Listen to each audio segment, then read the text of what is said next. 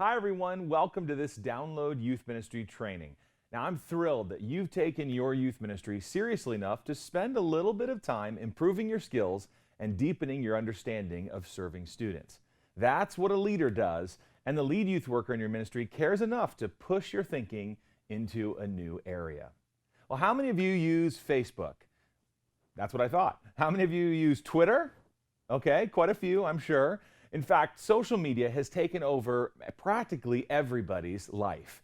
You jump on Facebook, you send a tweet, you leave a review on Yelp or steal an idea from Pinterest. And let's not forget Instagram and Google+, although I don't know if Google+ is even still a thing, but whatever. It doesn't matter what the social media tool is right now. I can promise you that there will be people watching this one day thinking, I have heard of some of those, but this must have been recorded before Yipshaw was created. Now everyone uses Yipshaw. I don't know if they will or not, but here's the truth. We all love being on our computers, phones, and iPads. We leave messages, we like photos, and we post our own little witty comments about random thoughts and life. And while it is all fun and games, for youth leaders, it might not be just so simple and carefree. Now, as a leader, there's a higher standard for you in almost every area, social media included. I tell my youth leaders all the time, your social media life is just that. It's social. You are no longer a private leader. Well, in this training, I want to share some of the principles that I share with my leaders to help you consider in regards to social media and youth ministry before you post, as well as maybe some of the cautions as you interact with students in your ministry. Now, let me say this clearly right up front. I love that my volunteers are on social media. I love that you are. It helps us be more relational, it's fun, it's engaging. But from time to time, I've had to have some tough conversations or even remove somebody because of something that a volunteer had put online.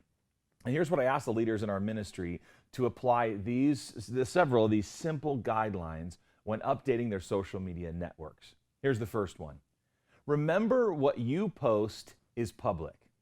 Now, this is a big deal. A joke that's funny between a few friends might not be funny when it's out of context or even in the harsh light of the public's view.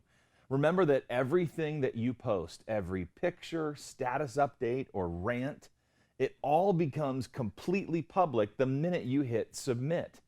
You can never really take it back once it's out there.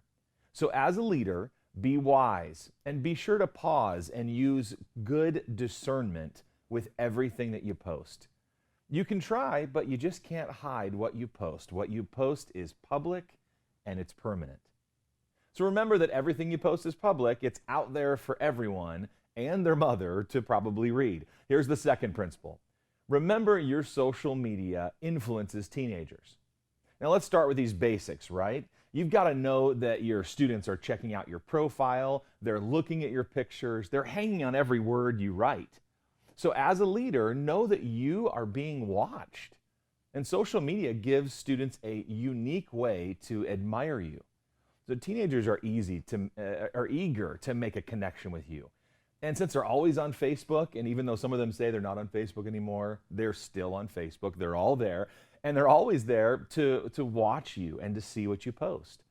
But it's so much more than just seeing what you say, what you value, and what you show students doing. It influences students, the good, the bad, and the ugly. It's all influencing them. So when you say a certain movie is good, I love going to this movie with my friends, what you're really doing is you're endorsing that movie for them. I know. That's a lot of pressure, right? When you like someone's post that isn't consistent with the scriptural principles, you're sending a very mixed message to your students. Again, I know. Now, the best part of realizing that students are influenced by you is that, of course, it works the other way as well, right? When you use social media positively, it can have a significant and encouraging influence on your students as well. When it comes to posting questionable pictures, in certain social media platforms like Facebook, you can even create a setting that gives you the option to allow pictures that you're tagged in.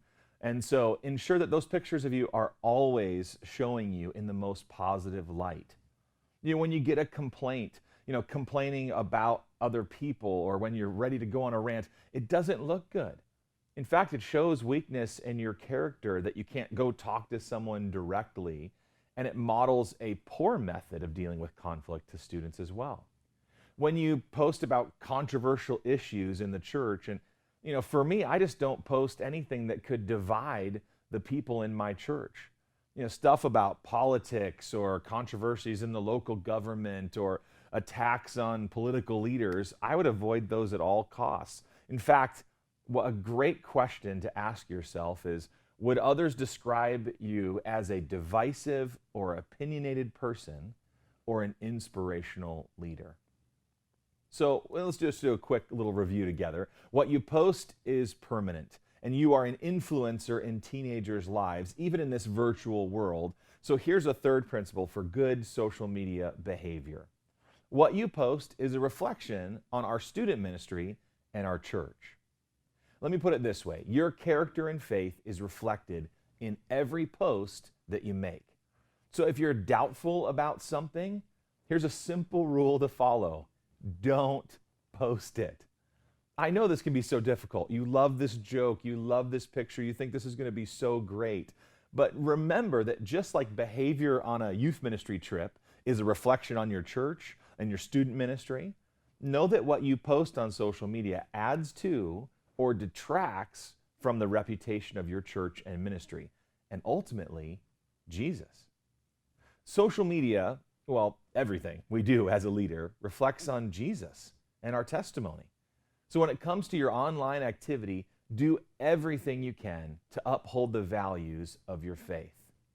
Now, you can leverage social media to inspire and uplift. And this should be kind of a given, but so many youth workers have discounted the great value of regularly posting to inspire others. Teenagers are looking to you for hope.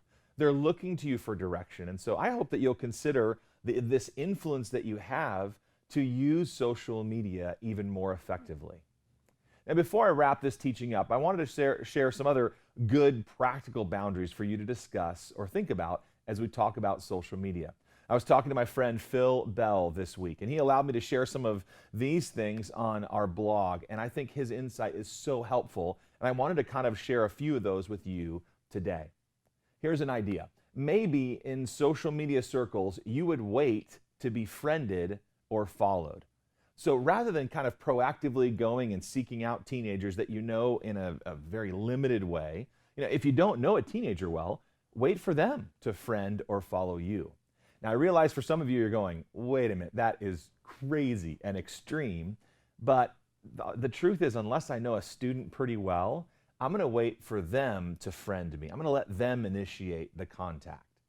Now, if there's a student in your ministry who is new and getting plugged in, it might be worth waiting for them to reach out to you. It isn't it has to be the case every single time, but it's a good principle to at least consider and a great practice to put into place to protect yourself.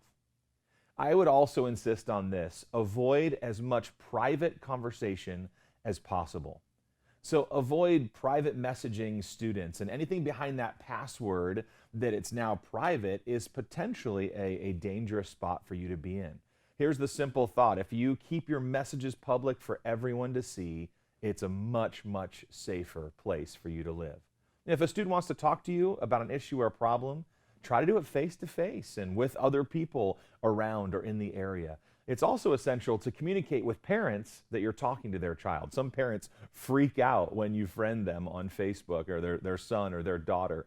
And again, I know some of these ideas are a little bit over the top, but here's a couple reasons why I think maybe contacting parents is a good idea.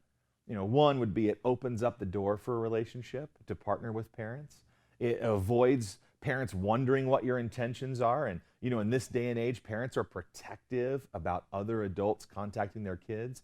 And I think it also honors the parents by allowing them to know your relationship and know that you're there to protect and love and disciple their teenager. Well, here's the thing. I know this is a lot to think about, and I know this is a lot to discuss with your youth ministry team, and every youth ministry is going to handle some of these principles and policies a little bit differently. But I hope you have great discussions about your leadership, your influence, and being a youth worker and using social media. Blessings to you as you serve students this week.